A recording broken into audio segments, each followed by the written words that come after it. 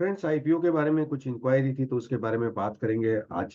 3 IPO जो है उसका लास्ट डेट है एंड एज यूजुअल उनकी क्या राय है वो देख लेते हैं। तो आज आप देखते हैं यहाँ पे तो राशि पेरिफेरल का आईपीओ है वो क्लोज होने जा रहा है एंड जैसे आप देख रहे हैं वो 3.4 टाइम्स अभी तक भरा हुआ है। ज्यादातर देखा है कि आईपीओ जो है उसके अंदर में जो ऑथेंटिक डेटा आता है या तो बिग प्लेयर है या तो मार्केट मेकर है या FIDI की डिटेल होती है, 3 बजे के आसपास आती है। तो नॉर्मली मैं अपनी बात करूं, ये कोई रिकमेंडेशन नहीं है। मैं फिर से डिस्क्लेमर देता हूं कि I am not a SEBI registered analyst, but मैं हमेशा थर्ड डे के डेटा जब पॉपुलेट होते हैं उसके बाद में डिसीजन लेता हूं। तो यहाँ पे देख रहे तो एंकर इन्वेस्टर हैं, उन्होंने अभी तक 180 करोड़ का इन्वेस्टमेंट डिक्लेयर किया हुआ है। क्वालिफाइड इंस्टीट्यूशनल इन्वेस्टर जो है उनका जो है 94 करोड़ का इन्वेस्टमेंट आया हुआ है। और नॉन इंस्टीट्यूश नॉन इंस्टीट्यूशनल बायर यानी कि रिटेल पब्लिक जो है उनके अंदर हम देखेंगे तो अ, करीबन करीबन मल्टीप्लाई काफी बार हुआ है और टोटल आईपीओ जो है वो 6.7 टाइम्स अभी तक भरा हुआ है। अ, अगर हम यहाँ पे डिटेल में आईपीओ सब्सक्रिप्शन की बात करें तो आप देखेंगे तो डे 1 पे 1.17 टाइम भरा हुआ था, डे 2 पे 3.4 और डे 3 पे 6.17 टाइम भरा हुआ है।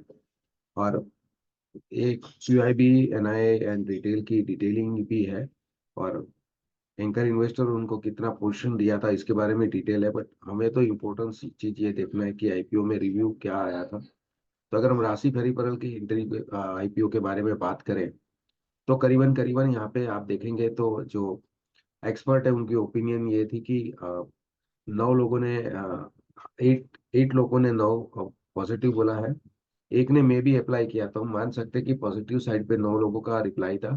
न्यूट्रल लेके अवॉइड का कोई ऐसा नहीं है।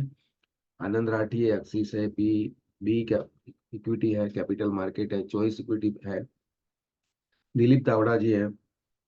ये सारे जो एक्सपर्ट है उन्होंने जिन्होंने अप्लाई किया है वो उसका डिटेल लिखा हुआ है। बट हम यहाँ पे दिलीप तावड़ा जी का एक रिव्यू देख लेते हैं और उनकी डायरेक्टली कमेंट देख लेते हैं। अ, राशि परिफल है उनके बारे में यहाँ पे डिटेल दिया हुआ है।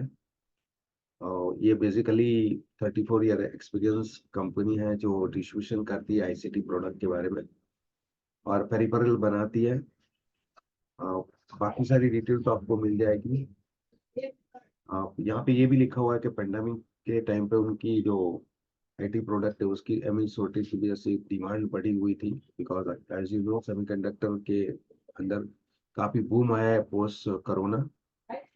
और आईपीओ की डिटेल हिस्ट्री है, हम लोग सीधे कमेंट पे जाते हैं। कंपनी डिविडेंड पॉलिसी यहाँ पे लिखा हुआ है। लिस्टेड पीयर्स के बारे में यहाँ पे बताया हुआ है कि रेडिंगटन इंडिया जो है उसका एक लिस्टेड पीयर मान सकते हैं। बट वहाँ पे भी लिखा है कि वो एप्पल टू एप्पल कंपेरेबल नहीं है। एज यू नो कि रेडिंगटन जो है वो आईफोन और एप्पल के प्रोडक्ट की डिलीवरी करती है।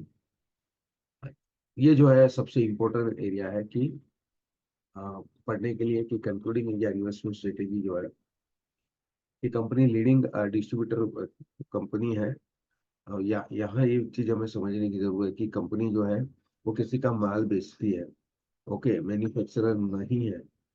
ओके, और ये सेंटेंस को आप पढ़ लीजिए कि company is one of the leading ICT distribution company in India, posted encouraging performance in 21 and financial year 22 in line with the industry trend during the pandemic। 23 में मार्जिन प्रेशर में रहेंगे ऐसे लिखा हुआ है। बट कंपनी 24 में first year financial year 24 के H1 में जो है उन्होंने बैक ऑन ट्रैक लाया है ऐसा दिखाया हुआ है। और अगर फाइनेंशियल 24 के एनुअल अर्निंग्स को कंसीडर करें तो ये इश्यू जो है ये फुल्ली प्राइज है।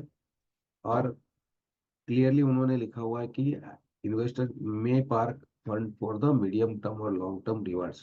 तो आई सजेस्टेड कि सारे जो आईपीओस के एक्सपर्ट है उनके आप रिव्यूज चेक कर लें। जब ये रिव्यू चेक करेंगे even though you are new beginner तो आपको इस तरह के जो उनके सेंटेंस है उनको अच्छी तरह से समझना होता है।